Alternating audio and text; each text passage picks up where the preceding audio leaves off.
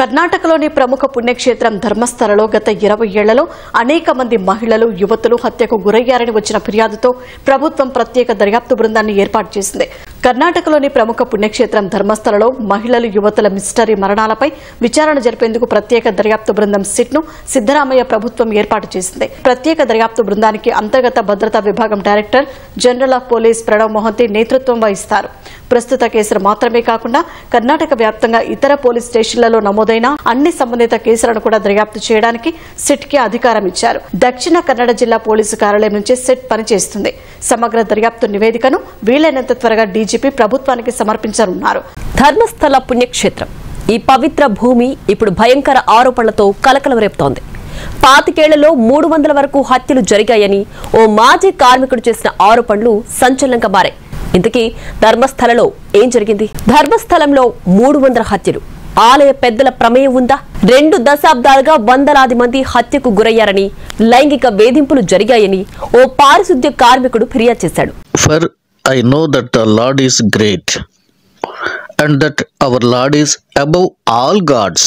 యెహోవా గొప్పవాడనియు మన ప్రభువు సమస్త దేవతల కంటే గొప్పవాడనియు నేనెరుగుదును అని కీర్తనకారుడు 135వ అధ్యాయంలో 5వ వచనంలో సెలవిస్తున్నాడు.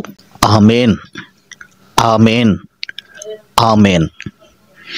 మీరు కూడా తప్పనిసరిగా ఈ మాటలు విన్న వెంటనే వీడియో స్టాప్ చేసి కామెంట్ బాక్స్లోకి వెళ్ళి యేసు త్వరగా వచ్చుచున్నాడు అని కామెంట్ రాయండి, లేదా ప్రైజ్ ద లార్డ్ అంటూ కామెంట్ చేయండి, లేదా ఆమేన్ అంటూ అభిలాషను వ్యక్తపరచండి.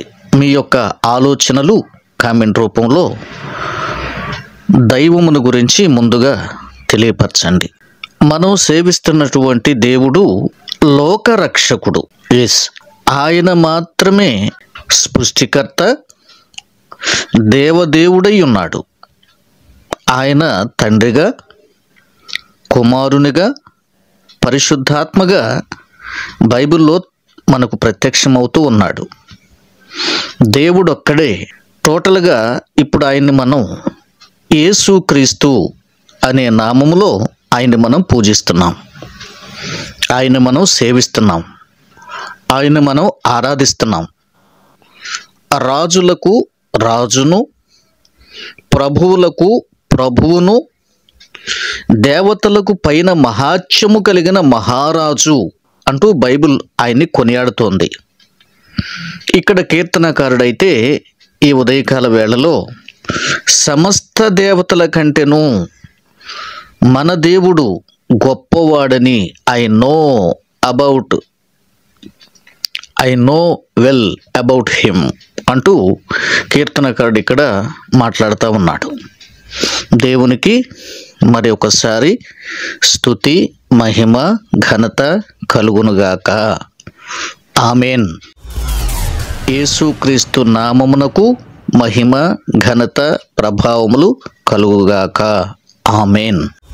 ఇక విషయాల్లోకి వస్తే, కర్ణాటక స్టేట్లో ధర్మస్థలి అన్నటువంటి మంజునాథునిగా ప్రత్యక్షమయ్యే శివాలయం ఒకటి ఉందని, అది పుణ్యక్షేత్రంగా పేరుగాంచిందని, లక్షలాది మంది భక్తులు అక్కడికి వెళ్ళొస్తూ ఉంటారని నేను ఒక వార్తా కథనం చూశానండి. బహుశా మీకు అప్పుడప్పుడు చెప్తుంటాను, హైందవ సంబంధమైనటువంటి విషయాలు చదవటానికి నేను అంత ఆసక్తి చూపనండి. వాళ్ళ గ్రంథాలతో మనకేం పని, అంత అవసరం లేదు అనుకుంటాను. సరే, అప్పుడప్పుడు ఏదైనా వీడియోలో ఇంకెవరైనా మాట్లాడుతుంటే విన్న విషయాలను బట్టి నేను గుర్తుంచుకొని మీతో పంచుతున్నాను. That's it. పరిశుద్ధ గ్రంథమైన బైబిల్ని మనం ధ్యానించాలి, దీని మీదే మనం మక్కువ ఉండాలి. సరే, అసలు తెలుసుకోవద్దని కాదులే, కానీ కొంతమంది మరి పూజారులైనటువంటి వారు, పెద్ద పెద్ద ఆలయాల్లో అర్చకులైనటువంటి వారు మారుమనసు పొందినప్పుడు వారు మరి పరిశుద్ధ దేవుడైన యేసుక్రీస్తును ఘనపరుస్తూ తమ సాక్ష్యాలు చెప్పినప్పుడు ఆ విషయాలు కూడా వారు మాట్లాడుతూ గత కాలంలో సంభవించిన విషయాలు, యేసుక్రీస్తుని ఎరిగిన తర్వాత వాళ్ళు రక్షించబడిన విధానము, మారుమనసు పొందిన సాక్ష్యము మనం అప్పుడప్పుడు వింటూ ప్రభువును స్తుతిస్తూ ఉంటాం. మంచిది. అయితే నేను ఇక్కడ ఈ వార్తా కథనం బహుశా మన క్రైస్తవ ఛానళ్ళలో ఎక్కడ వచ్చినట్టుగా లేదని నేను అనుకుంటున్నానండి. నిజానికి ఈ వార్తా కథనం అన్నది ఒక వారం క్రితమే బాగా సోషల్ మీడియాలో వైరల్ అయ్యింది. సరే, నేను అప్పుడే వీడియో మాట్లాడాలి అనుకున్నాను, కానీ కొన్ని అనివార్య కారణాల వలన నేను మాట్లాడలేకపోయాను. కొంచెం ఆలస్యంగా ఈ సందర్భాన్ని, ఈ వీడియోని, ఈ పోస్ట్ను మీ దగ్గరికి తెస్తున్నాను. అయితే ఈ యొక్క ధర్మస్థలిలో లేదా ఈ హిందూ పుణ్యక్షేత్రంలో అసలు ఏం జరుగుతోంది?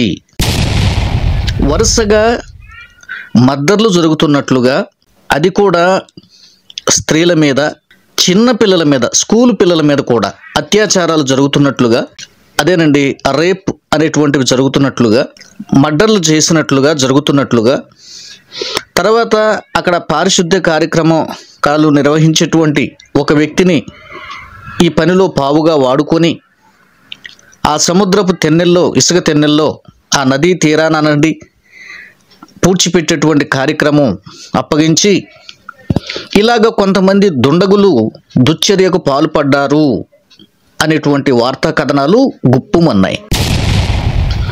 నిజంగా ఒక విధంగా మనం మాట్లాడితే ఈ విషయంలో హైందవ సమాజం మరి తలదించుకునేలాంటి ఘోరమైనటువంటి విషయాలు ఇవి. నేను అనేది ఏంటంటే, ఇప్పుడు ఇవి ఎవరు చేశారు? హైందవులే చేశారు అని నేను అనటం లేదండి. ఎవరు చేశారు ఏంటి అన్న కథా కమ్మిమిష్ అనేటువంటిది త్వరలోనే బయటకు వస్తుంది. మనం కాస్తంత ఓపిక పడతాం. దాని మీద దర్యాప్తు బృందాలు దర్యాప్తు ప్రారంభించాయి. మొదట్లో పోలీసు వాళ్ళు ఈ కేసును నిరాకరించారు, కానీ తర్వాత అక్కడ మహిళా సంఘాలు, కొన్ని ప్రజాస్వామిక సంఘాలు మరి గట్టిగా తీవ్రంగా నిరసన వ్యక్తం చేస్తే తప్పనిసరిగా ప్రభుత్వం ఈ విషయంలో మరి బాధ్యత వహించి దర్యాప్తు చేస్తామంటూ ముందుకు రావటం గ్రహణీయం, సంతోషమైనటువంటి విషయం.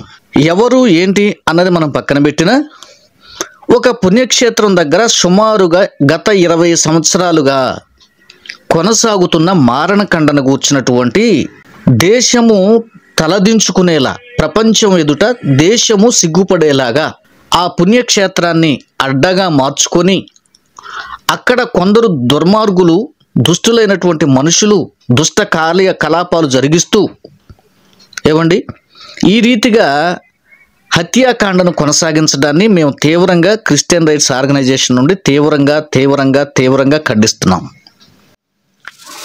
అయితే మొదట్లో ఏముండోయ్ కార్యనిర్వాహకుల్ని ఏంటండి దీని గురించి అని మీడియా వాళ్ళు ప్రశ్నిస్తే, ఏమోనండి మాకేం తెలుసు, మాకేమీ తెలియదు అంటూ ఏ విషయాన్ని కూడా మాట్లాడటానికి వాళ్ళు ఇష్టపడకుండా నిరాకరించి, ఒక విధంగా తమ పిల్లలు కిడ్నాప్ అయ్యారు, మిస్ అయిపోయారు, మర్డర్లు అయిపోయారు అంటూ 1-2 కేసులు వాళ్ళ దగ్గరికి వెళితే వాళ్ళని కొట్టడం, తిట్టడం, వాళ్ళని గెంటి వేయటం కూడా జరిగింది అంటూ వార్తా కథనాలు వచ్చాయి. అయితే కొసమెరుపు ఏంటంటే, ఇందులో ఇది శివుడి ఆలయం అండి, శివుడిలో ఆత్మహత్య చేసుకోవడానికి చాలామంది ఇక్కడికి వస్తారండి, దానికి మేమేం బాధ్యులం అంటూ కూడా ఆ ఆలయ కార్యక్రమాలు, ఆలయ కృత్యాలను నిర్వహించేటువంటి నిర్వాహకులు మాట్లాడినట్టుగా కూడా నేను ఒక వార్త విన్నాను. ఏంటంటే ఆత్మహత్య చేసుకోవటానికి శివాలయానికి వెళతారంట. మరి నాకు తెలియదండి, ఈ దేవుడి దగ్గరికి ఎక్కడైనా ఏదో మనశ్శాంతికి వెళతారు, వెళ్ళాలి.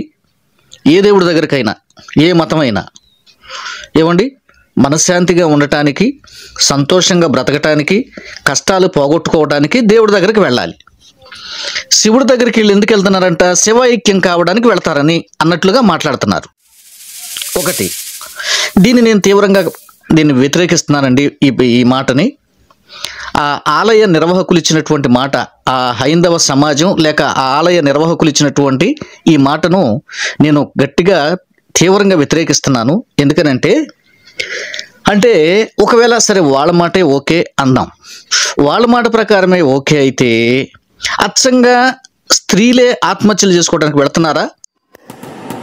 ఇప్పుడు వందలాదిగా శవాలను నేను పూడ్చిపెట్టానంటూ ఉదాహరణగా కొన్ని శవాలను, కొన్ని అస్థికలను, కొన్ని ఈ అస్థిపంజరాలను ఆధారాలు తీసుకొని పోలీసుల దగ్గరకు వెళ్ళాడు. ఏ వ్యక్తి అయితే ఈ మారణకాండకు సహకరించి బలవంతం చేయబడి, ఒత్తిడి చేయబడి, లేదా ప్రాణభయం పెట్టో, కొట్టో, తిట్టో, ఏదో ఆశ పెట్టో శవాలను పూడిపించారో ఒక వ్యక్తి చేత, ఆ వ్యక్తి మనస్తాపం చెంది 20 ఏళ్ల తర్వాత అయ్యో నేను తప్పు చేశానే, పోలీసులకి ఈ విషయాలు చెప్పాల్సిందే అని ఆ వ్యక్తి చెప్పినటువంటి వ్యక్తిని గురించి నేను ఇక్కడ మాట్లాడుతున్నాను. ఆ వ్యక్తి ఏం చెప్పాడండి? అందరూ కూడా స్త్రీలే, యుక్త వయసులో ఉన్నటువంటి వాళ్ళు, ఒక 20-30 సంవత్సరాల వయసు ఉన్నటువంటి వాళ్ళే ఎక్కువ మంది. అయితే చిన్నపిల్లలు కూడా, స్కూల్ పిల్లలు కూడా ఉన్నారు. ఒకవేళ స్త్రీలే పెద్ద వయసు అయినా, ఇది అతని ఇచ్చిన స్టేట్మెంట్. ఎక్కడ ఒక్క మగ వ్యక్తి కూడా ఆత్మహత్య చేసుకున్న దాఖలాలు సరే ఆడ ప్రకారం చచ్చిపోయినటువంటి శవాల్లో లేదు అన్నది గుర్తించాలి. ఇది నోట్ చేయాలి ప్రతి ఒక్కరు కూడా. పూడ్చిపెట్టిన శవాలన్నీ స్త్రీల శవాలే, అందులో పిల్లలవి, అట్లాగే వయసులో ఉన్నటువంటి స్త్రీలవి. చూసారా? అంటే ఒకవేళ ఆత్మహత్య చేసుకోవటానికి వెళ్ళారంటే అనుకుందాం వాళ్ళ మాట ప్రకారం, అంటే అచ్చంగా స్త్రీలు మాత్రమే ఆత్మహత్య చేసుకోవడానికి వెళ్ళి ఆత్మహత్య చేసుకున్నారా వీళ్ళంతా? ఆత్మహత్య చేసుకుంటే చేసుకున్న చోటే ఉండాలి కదా, ఇసుకలు ఎందుకు పూడ్చిపెట్టబడ్డారు? ఇది రెండో పాయింట్. చూసారా? కాబట్టి ఇవన్నీ కట్టుకథలు. తర్వాత వాళ్ళు నాలుగు ఖర్చుకొని తర్వాత పోలీసులకు మేము సహకరిస్తామంటూ రీసెంట్గా స్టేట్మెంట్ ఇచ్చారండి. ఇది ఒక కొసమెరుపు. మరొక విషయం ఏంటంటే, మొదట్లోనే ఆ జిల్లాకు చెందిన ఎస్పీ, ఆ స్టేటు ఆ జిల్లాకు చెందిన ఎస్పీ ఈ నెల్లి కేసు పెడితే వెంటనే స్పందించాల్సింది పోయి మేము వెంటనే స్పందించాం, మేము ఒక 10 రోజులు 20 రోజులాగే స్పందిస్తాం అని స్వయంగా ఎస్పీనే స్టేట్మెంట్ చేశాడండి. ఇప్పుడు ఇలాంటిది జరిగిన వెంటనే, బయటకు వచ్చిన వెంటనే పోలీసు వారు వెంటనే స్పందించాలి, లేదంటే అక్కడ ఉన్న సాక్ష్యాధారాలు తారుమారైపోతాయి. కానీ ఎస్పీ ఏం స్పందించాడండి? మేము వెంటనే స్పందించాం. ఎప్పుడో మరి నిన్న మొన్నటిదంటే వెళతాం, కానీ 20 ఏళ్ల క్రితం అంటే వెంటనే ఎట్లా స్పందిస్తాం? మేము నమ్మశక్యంగా ఉండాలి కదా అంటూ బుకాయిస్తూ కొంచెం సమయం వేస్ట్ చేశాడు అతను, పోలీస్ ఆఫీసర్. ఇది చాలా దురదృష్టకరమైన విషయం. ఈ విషయం మీద కూడా మీడియా స్పందించి ఆ యొక్క ఎస్పీని విమర్శ చేస్తే ఇప్పుడు అతడు వెనక్కి తగ్గి ఆ కేసు తీసుకొని దాని మీద ఇన్వెస్టిగేషన్ ప్రారంభం వెంటనే చేశారు. మీకు అర్థమవుతుందా? టోటల్గా దీని వెనక ఆలయ నిర్వాహకుడైనటువంటి ఒక వ్యక్తి ఉన్నాడని, ప్రస్తుతం ఆయన బీజేపీలో మోదీ ప్రభుత్వంలో ఎంపీగా ఉన్నాడని, ఆయనే 1968వ సంవత్సరం నుంచి ఇప్పటి వరకు ఆలయ ధర్మకర్తగా విధులు నిర్వహిస్తూ ఎంపీగా కూడా ఉన్నాడని వార్తా కథనాలు వస్తున్నాయి. ఆయన ప్రోద్బలంతోనే మరి ఇట్లాంటి దుశ్చర్యలు, ఇట్లాంటి కార్యక్రమాలు జరిగినాయా అన్నటువంటి అనుమానాలు ప్రజలకు వస్తున్నాయి. మొత్తంగా మీకు ఇక్కడ నేను టూకీగా దీని సారాంశం నేను మీకు చెప్పదలుచుకుంది ఏంటంటే ఇది ఏమిటి నాన్సెన్స్ ఏంటి? మరి దీని మీద మాట్లాడండి. ఈ క్రైస్తవులు విమర్శించేవాళ్ళు, క్రైస్తవ చర్చిలు విమర్శించేవాళ్ళు, ఫాదర్లను విమర్శించేవాళ్ళు, పాస్టర్లను విమర్శించేవాళ్ళు, ఆ చర్చిలు మంచివి కాదండి, లేకపోతే అది మంచిది కాదు, ఇది మంచిది కాదంటూ కొంతమంది విమర్శలు చేస్తున్నారు కదా మన తెలుగు 2 రాష్ట్రాల్లో. ఇప్పుడు మీరు మాట్లాడరే, దీని మీద నోరు మెదపరే, దీని గురించి ఒక్కరు కూడా బయటకు వచ్చి మాట్లాడరే, ఇది తప్పు అని ఎందుకు ఖండించట్లేదు? అంటే శివుడికి అవమానం వస్తుందనా? శివాలయంలో ఇలా జరిగిందంట, పుణ్యక్షేత్రంలో ఇలా జరిగిందంట అని చెప్తే హైందవ సమాజానికి సిగ్గుగా అనిపిస్తుందనా? అంటే మీవైతేనేమన్నా దాచిపెట్టుకుంటారా? క్రైస్తవ సమాజానికి సంబంధించి ఎక్కడైనా ఒకటి అరా ఎక్కడైనా ఒక మనిషి ఏదన్నా మిస్టేక్ చేస్తే భూతద్దంలో చూపిస్తూ గోలగోల చేస్తారు కొంతమంది పనిగట్టుకునేలా. కాబట్టి దీని మీద స్పందించండి.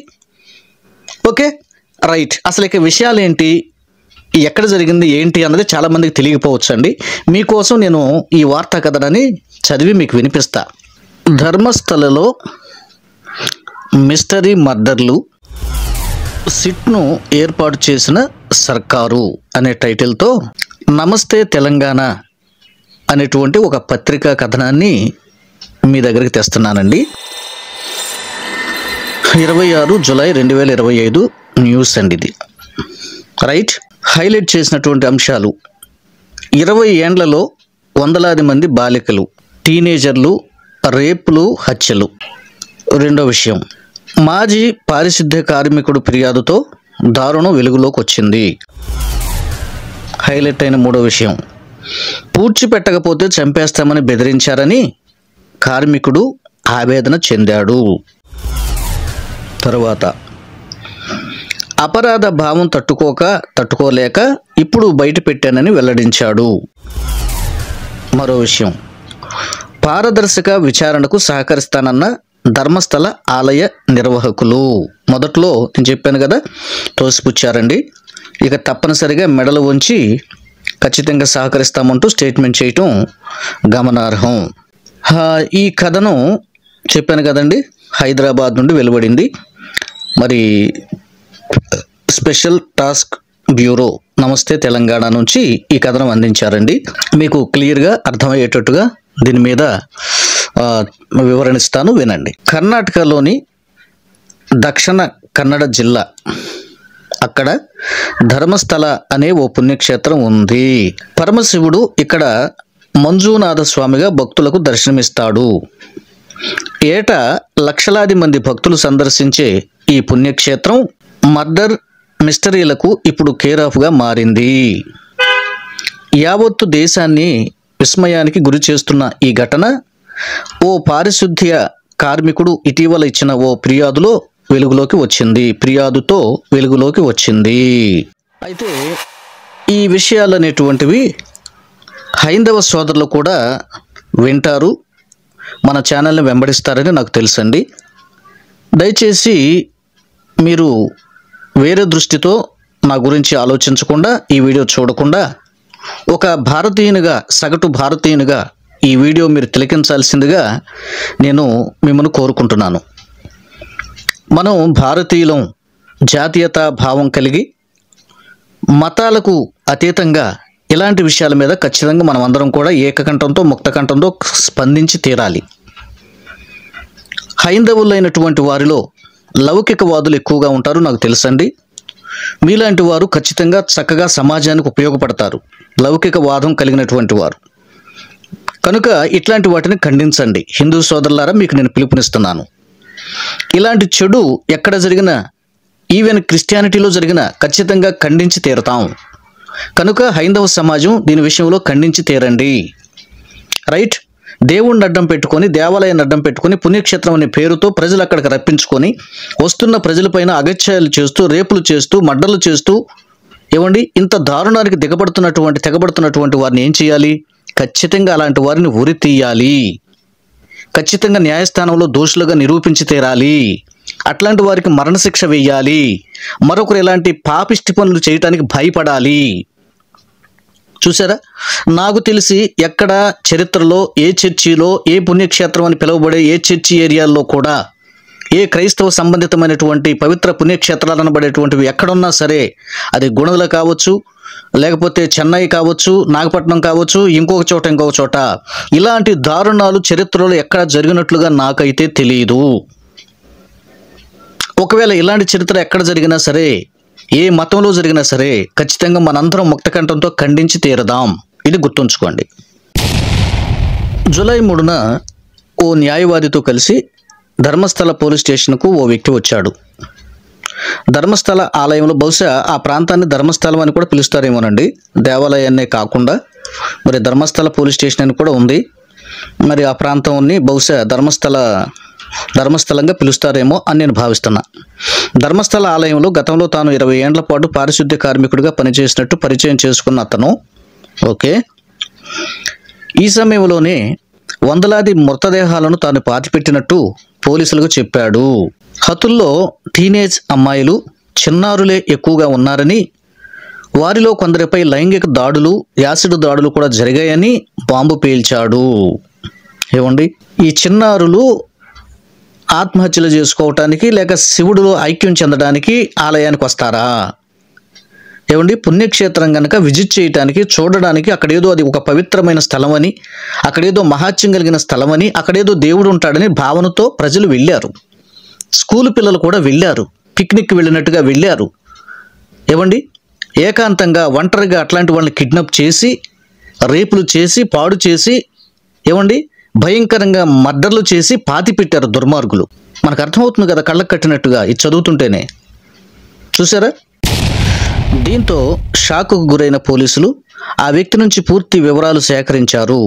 పోలీసులకు ఇచ్చిన ఫిర్యాదులో ఆ వ్యక్తి ఏమన్నాడంటే, నేను దళితుడిని, ధర్మస్థల ఆలయంలో పారిశుద్ధ్య కార్మికుడిగా 1995 ప్రాంతంలో చేరా. ధర్మస్థల ఆలయానికి సమీపంలో ఉన్న నేత్రావతి నది వద్ద నిధులు నిర్వర్తించా. ఆ పరిసరాలను శుభ్రం చేయడం నా డ్యూటీ. అయితే ఓ రోజు ఆలయానికి సంబంధించిన సూపర్వైజర్ నుంచి నాకు దారుణమైన ఆదేశాలు అందాయి. టీనేజీ అమ్మాయిలు, చిన్నారి బాలికల మృతదేహాలను ధర్మస్థల అటవీ ప్రాంతంలో పూడ్చిపెట్టాలని వాళ్ళు నన్ను బలవంతం పెట్టారు. ఈ బాడీలన్నీ నేత్రావతి నదితో పాటు ధర్మస్థల ప్రాంతానికి సమీపంలో జరిగిన రోడ్డు ప్రమాదాలు, ఆత్మహత్యలకు సంబంధించినవేనని నేను భావించా. దీంతో సూపర్వైజర్లు చెప్పినట్టే చేశా. అయితే కొన్ని రోజులకు ఆ మృతదేహాలపై గాయాలు, లైంగిక దాడి జరిగినట్టు తెలిసేలా కొన్ని గుర్తులను గమనించాను. కొన్ని బాడీలపై లోదుస్తులు కూడా లేవు. దీంతో ఏదో తప్పు జరుగుతోంది అని అనుమానించి సూపర్వైజర్లను ప్రశ్నించా. దీంతో వారికి నా మీద కోపం వచ్చింది. నన్ను తీవ్రంగా కొట్టారు. తాము చెప్పినట్లు చేయకపోతే నన్ను ముక్కలుగా నరికి చంపేయడమే కాకుండా నా కుటుంబాన్ని కూడా బతకనివ్వమని బెదిరించారు. దీంతో భయపడిపోయిన నేను తప్పనిసరి పరిస్థితుల్లో ఆ పని కొనసాగించానని ఆ వ్యక్తి చెప్పాడు. ఎక్కువగా పిల్లల శవాలు, టీనేజర్ల శవాలు ఎక్కువగా వస్తూ ఉంటే మొదట ఏదో రోడ్డు ప్రమాదాలు జరిగినట్లుగా, ఎట్లాగో పొరపాటున చనిపోయినట్లుగా, లేదా ఏదో ఆత్మహత్యలు చేసుకున్నట్లుగా భావించాను. కానీ అయితే కొన్ని టీనేజర్ల అమ్మాయిలకు లోదుస్తులు కూడా లేని నగ్నదేహాలు లేదా లోదుస్తులతో ఉండటం, వాళ్ళ ఒంటి మీద గాయాలు, గుర్తులు, ఇవి చూసే కొలది నాకు అనుమానం వచ్చింది అని చెప్తున్నాడండి. ఈ వ్యక్తి ఎవరంట? ఒక దళితుడు. చూసారా? ఈ దళితుడికి మొత్తం మీద మనస్సాక్షి ఉంది. ఏమండి, వాస్తవానికి అప్పటికి భయపడ్డాడు. ఏం చేయాలో ఆ పరిస్థితుల్లో అర్థం కాలేదు. కానీ మనస్సాక్షి ఉంది. మంచి వ్యక్తి కాబట్టి 20 ఏళ్ళు గడిచిన తన మనసులో ఉన్న మనోవేదనను తీర్చుకోవటానికి, తనపై తనకున్నటువంటి అపరాధన భావనను తొలగించుకోవటానికి ఈ మంచి ప్రయత్నం చేశాడండి. ఇతన్ని నేను ఖచ్చితంగా అభినందిస్తున్నా. ఇతనికి ఎలాంటి శిక్ష ఇతని మీద వేయకూడదు ప్రభుత్వం. నిజాయితీ కలిగిన ప్రభుత్వం అయితే, నిజాయితీ కలిగినట్టు నిజంగా ప్రభుత్వాలని కాదండి, చట్టాలు కానీ లేదా న్యాయ వ్యవస్థ కానీ, ఇతన్ని అమాయకుడు, వాస్తవానికి కేసును తీసుకొచ్చి మీ పోలీసు వాళ్ళ చేతులకు అప్పగించి ఇతనే గనక ఇతను మాత్రం నిర్దోషిగా రిలీజ్ చేయాలని నేను మనస్ఫూర్తిగా వేడుకుంటున్నా, కోరుకుంటున్నా ప్రభుత్వాన్ని కానీ న్యాయ వ్యవస్థను కానీ. ఏమండి, తర్వాత ఏం జరిగిందో చూద్దాం. 2010లో పూడ్చిపెట్టిన ఓ బాలిక మృతదేహంపై స్కూల్ యూనిఫామ్ ఉంది. ఆమెపై అత్యాచారం జరిగినట్టు తెలుస్తుంది. స్కూల్ బ్యాగ్తో పాటే ఆమెను కూడా పూడ్చిపెట్టాలని నాతో సూపర్వైజర్లు చెప్పారు. ఈ సూపర్వైజర్లు ఎవరండి? ధర్మస్థలికి సంబంధించిన ఆలయ కార్యనిర్వహణకు సంబంధించిన వారు. ఏముండో దీన్ని బట్టి మనకేం అర్థమవుతుంది? ఈ ఆలయంలో పనిచేసేటువంటి వారి హస్తము ఖచ్చితముగా ఈ మర్డర్ల వెనక, ఈ రేపుల వెనక ఉంది అని మనకు అర్థం చేసుకోవాలి. Note this point. ఈ ఆలయ నిర్వాహకులకు సంబంధించినటువంటి సూపర్వైజర్లే వీటిని పూడ్చిపెట్టిస్తున్నారు. మరి దీనికి ఈ కార్యకలాపాలకు పాల్పడుతుంది ఎవరండి? ఖచ్చితముగా ఈ హైందవ సమాజానికి సంబంధించి ఎవరైతే ఆ ఆలయంలో సూపర్వైజర్లుగా పనిచేస్తున్నారో, సూపర్వైజర్లు ఎవరు ఉంటారండి? ఇంకా ఖచ్చితంగా ఏ ఇతర కులాలు ఉండరు. ఖచ్చితంగా హైందవ సమాజానికి చెందిన వాళ్ళే ఉంటారు. సమాజం అంతటిని నేను నిందించట్లేదండి. హైందవ సమాజంలో 90% మంది మనస్సాక్షి కలిగిన వారు, లౌకికవాదులు, చాలా మంచివారు. నేను ఎప్పుడు చెప్తాను, కొంతమంది చీడ పురుగుల్లాగా బిహేవ్ చేసేవారు, క్రైస్తవ్యం మీద దుమ్మెత్తి పోసేవారు, దేవుళ్ళను దూషించేవారు, అవమానించేవారు కొంతమంది ఉన్నారు. వాళ్ళను ఉద్దేశించి నేను మాట్లాడుతున్నాను. ఈ సూపర్వైజర్లే ఒత్తిడి తెస్తున్నారు. ఈ ఆలయానికి చెందినటువంటి వారే ఈ కార్యకలాపాలు నిర్వహిస్తున్నారని మనకు చెప్పకనే చెప్పినట్టయింది. మనకు అర్థమైపోతుంది. ఇంకా మనం చిన్నపిల్లలమా? అర్థం కావట్లేదండి. ఈ కార్యకలాపాలు ఈ అసాంఘిక కార్యకలాపాలు నిర్వహిస్తుంది ఎవరు మనకు అర్థం కావట్లేదా? ఖచ్చితంగా అర్థమవుతుంది. ఆలయాన్ని అడ్డుపెట్టుకొని, పుణ్యక్షేత్రాన్ని అడ్డుపెట్టుకొని, ఏదో పవిత్ర స్థలం అంటూ ఏదో డబ్బాలు కొట్టుకుంటూ ప్రజలను అక్కడికి ఆకర్షించుకుంటూ ఏమండి వీళ్ళు చేస్తున్నటువంటి ఈ నీచమైన పనుల్ని మరి మనం ఏమనాలి? మీరే ఆలోచించండి. తప్పకుండా ప్రతి ఒక్కరూ కామెంట్ రాయండి. నేను హిందూ సోదరులను ఉద్దేశించి కూడా చెప్తున్నాను, మీ మనోభావాలు దెబ్బతినకుండా నేను మాట్లాడే ప్రయత్నం చేస్తున్నాను. ఒకవేళ ఎక్కడైనా మీ మనోభావాలు దెబ్బతింటే సారీ చెప్తున్నాను. కానీ ఈ విషయాలు వింటున్నప్పుడు ఖచ్చితంగా ఒక సగటు భారతీయునిగా ప్రతి ఒక్కరూ స్పందించడం నేర్చుకోండి. మతం వైపు చూడకండి. ఓకే, నిజాయితీగా ఉండండి. ఇక 20 ఏండ్ల వయసున్న మరో యువతిని రేప్ చేసి చంపినట్లు గమనించా. ఆమె ముఖంపై యాసిడ్ పోశారు. ఆమె ఆనవాళ్లు దొరకవద్దని ఆమెకు సంబంధించిన చెప్పులు, ఇతర వస్తువులను అన్నింటినీ డెడ్ బాడీతో పాటే పూర్తి చేయమన్నారు. ఏమండి, ఎంత దుర్మార్గులండి! ఎంత పక్కా ప్లాన్గా చేస్తున్నారండి! చేస్తున్నటువంటి వాళ్ళు ఖచ్చితంగా ఆ ధర్మస్థలికి చెందిన వాళ్లే. నీచులు. ఈ నీచులు ఎవరండి? ఖచ్చితంగా దానికి చెందిన వాళ్లే. మనకు అర్థమైపోతుంది కదా. ఆనవాళ్లు దొరకకూడదని మరికొందరిని పెట్రోలుతో కూడా కాల్చేసేవారు. 20 ఏండ్ల వ్యవధిలో బాలికలు, యువతులతో పాటు గొంతు కోయడంతో చనిపోయిన కొందరు పురుషుల మృతదేహాలు కూడా తీసుకువెళ్ళి పాతిపెట్టి వచ్చా. ఏముండయి, పురుషులు లేరు అని నేను అనుకున్నానండి. అయితే కొంతమంది పురుషులను కూడా వీళ్ళు చంపేశారంట. మరి ఏ కారణమో మనకు తెలియదు. నన్ను, నా కుటుంబాన్ని ఏం చేస్తారో నన్న భయంతోనే 2014 వరకు ఈ పని చేశా. ఏమండి, అయితే 2014 డిసెంబర్లో సూపర్వైజర్లకు సన్నిహితుడైన ఒకడి కన్ను మైనర్ బాలిక అయిన మా కుటుంబ సభ్యురాలపై పడింది. ఆమెపై అతను వేధింపులకు పాల్పడ్డాడు. దీంతో ధర్మస్థలను వదిలి కుటుంబంతో సహా పారిపోయా. ఇతర రాష్ట్రాల్లో తలదాచుకున్నా. అయితే నేను చేసిన అపరాధ భావం నన్ను వెంటాడుతూనే ఉంది. దీంతో జరిగిన దారుణాలను బయటకు చెప్పాలని ఇప్పుడు తిరిగి వచ్చాను. నేను చెప్పేది నిజమని నిరూపించడానికి దేనికైనా సిద్ధమే.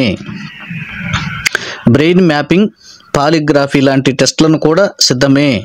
నేను పాతిపెట్టిన ప్రాంతాలు ఇప్పటికీ నాకు గుర్తున్నాయని ఆ వ్యక్తి పేర్కొన్నాడు. ధర్మస్థల సమీపంలో గతంలో తాను పాతిపెట్టిన ఓ బాధితురాలి పుర్రె ఫోటోలను కూడా తన కంప్లైంట్తో పాటు ఆ వ్యక్తి పోలీసులకు సమర్పించాడు.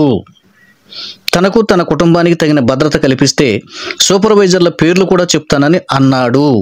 కాగా కార్మికుడి ఫిర్యాదుతో తమ వారిని కోల్పోయిన బాధితుల కుటుంబ సభ్యులు పోలీస్ స్టేషన్ను ఆశ్రయిస్తున్నారని అధికారి ఒకరు తెలియజేశారు. ఇక్కడి వరకు మీకు అర్థమైంది కదండి. మొత్తానికి ఆ వ్యక్తి సాహసించాడని చెప్పాలి. అసలు ఇది సామాన్యమైన విషయం అండి. ఖచ్చితంగా బయటకు వస్తే అతని ప్రాణాలకు ఖచ్చితంగా ముప్పు ఉంటుంది. అయినా సాహసించాడు. ఖచ్చితంగా అతనికి ప్రాణ ముప్పు ఉంది కనుక పోలీస్ యంత్రాంగం ఏమండి, కర్ణాటక ప్రభుత్వం ఖచ్చితంగా ఇతని ప్రాణాలకు గ్యారెంటీ ఇవ్వాలి. ఇతని విషయంలో, భద్రత విషయంలో కూడా మరి ఇతన్ని మంచిగా చూడాలని నేను కోరుకుంటున్నానండి.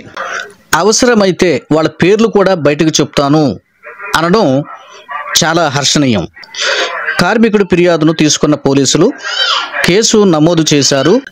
కార్మికుడి ఫిర్యాదును తీసుకున్నటువంటి పోలీసు వారు కేసు నమోదు చేశారండి. హక్కుల కార్యకర్తల డిమాండ్ల నేపథ్యంలో కర్ణాటకలోని సిద్ధరామయ్య ప్రభుత్వం డీజీపీ ప్రణబ్ మొహంతి నేతృత్వంలో 20 మంది అధికారులతో ఓ ప్రత్యేక దర్యాప్తు బృందాన్ని ఏర్పాటు చేసింది. సిట్ విచారణకు అన్ని విధాలుగా సహకరిస్తామని ఆలయ అధికారులు పేర్కొన్నారు. ఇది రీసెంట్ న్యూస్ అండి. ఫస్ట్లో వీళ్ళు యాక్సెప్ట్ చేయలేదు, ఒప్పుకోలేదు. ఇది గుర్తుంచుకోండి. పారదర్శక దర్యాప్తుతో నిజాలన్నీ బయటకు రావాలని కోరుకుంటున్నట్టు తెలిపారు. కాగా ధర్మశాల ఆలయ నిర్వహణ బాధ్యతలను హెగ్డే కుటుంబీకులు శతాబ్దాలుగా చూస్తూ వస్తున్నారు. ఏమండో, ఇది ఇంపార్టెంట్, నోట్ చేయండి. రాజ్యసభ ఎంపీ పద్మ విభూషణ్ అవార్డు గ్రహీత వీరేంద్ర హెగ్డే ఈ ఆలయానికి 21వ ధర్మాధికారిగా వ్యవహరిస్తున్నాడు. బహుశా ధర్మకర్త అని కూడా ఈయన అంటారని నేను అనుకుంటున్నాను. 1968 నుంచి ఈయన ఈ పదవిలో కొనసాగుతున్నారండి. అయితే 2022లో బీజేపీ నుంచి వీరేంద్ర హెగ్డేను ప్రధాని నరేంద్ర మోదీ ఎంపీగా నామినేట్ చేయడం తెలిసిందే. సో ఈయన బీజేపీ పంచన చేరాడు. బీజేపీ అండదండలు కూడా మొదటి నుంచి బహుశా ఈయనకు ఉండి ఉండాలి. అందుకే నరేంద్ర మోదీ ఈయన నామినేట్ చేయడం జరిగింది. ఇది మనం గమనార్హం. చూసారా, ఆలయ ధర్మకర్త బీజేపీ అండదండలతో మొదటి నుండి కూడా ఇక్కడ వీళ్ళ ధైర్యం, వీళ్ళు ఇలా చేయటానికి కారణం ఏమండో ఒకటి గుర్తించండి. మళ్ళా మతపరంగా చూడొద్దు అంటూ మరొకసారి హెచ్చరిస్తున్నా. ఎందుకో తెలుసా, చనిపోయినటువంటి వారి కుటుంబాలు క్రైస్తవులు ఉన్నారు, చనిపోయిన కుటుంబాల్లో ముస్లింలు ఉన్నారు, హైందవులు కూడా ఉన్నారు. ఎక్కువగా హైందవులే, నాకు తెలిసి హైందవులే ఎక్కువగా నష్టపోయారు, ప్రాణాలు పోగొట్టుకున్నారు. ఇది మర్చిపోవద్దు. ఇది ఒక ఇంపార్టెంట్ విషయం అండి.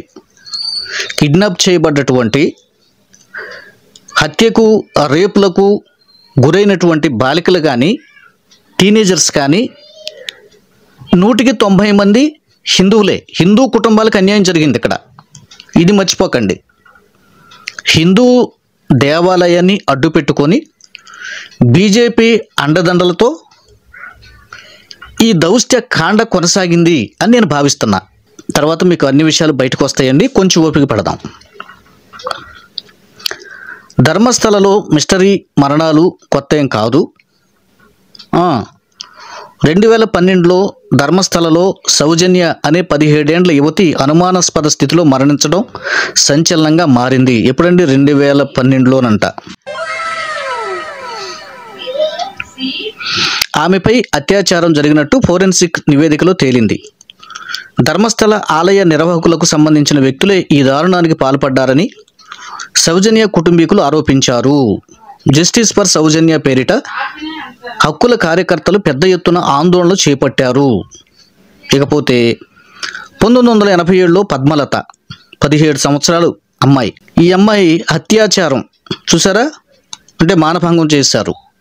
2003లో అనన్య భట్ అనే మెడికల్ స్టూడెంట్ మిస్సింగ్ ఘటనలు కూడా ధర్మస్థలలో తీవ్ర కలకలం సృష్టించాయి. ఇప్పుడు చెప్పండి, ఇప్పుడు ఆలోచించండి, ఇప్పుడు మాట్లాడండి. ఏమండి, ఈ విషయం మీద స్పందించండి. ఉన్నది ఉన్నట్లుగా కామెంట్ రాయండి. నేను మరొకసారి మీకు గుర్తు చేస్తున్నాను. నష్టపోయిన వ్యక్తుల్లో, హత్య గావించబడిన వ్యక్తుల్లో 190 మంది హైందవులు ఉన్నారు. ఇది నోట్ చేయండి. మతోన్మాదంతో చెలరేగిపోవడం, మతోన్మాదంతో బైబిల్ కాల్చేయడం, మతోన్మాదంతో బొట్లు పెట్టడం, తిట్టడం, పేడ కల్లాబులు కొట్టడం, దైవ దూషణ చేయటం, పరమతాన్ని దూషించటం పనిగా పెట్టుకున్నటువంటి కొంతమంది మతోన్మాదులను నేను ప్రశ్నిస్తున్నా. దీనిపై నోరు విప్పగలిగే సత్తా, ధైర్యం, దమ్ము మీకుందా? ఆలోచించండి. సో ఇది చాలా అన్యాయం, ఇది చాలా అక్రమం. దీన్ని ఎవరు కూడా ఉపేక్షించకూడదు. ఇలాంటి విషయం మీద ఖచ్చితంగా న్యాయం జరగాలని మనస్ఫూర్తిగా మనం కోరుకుందాం.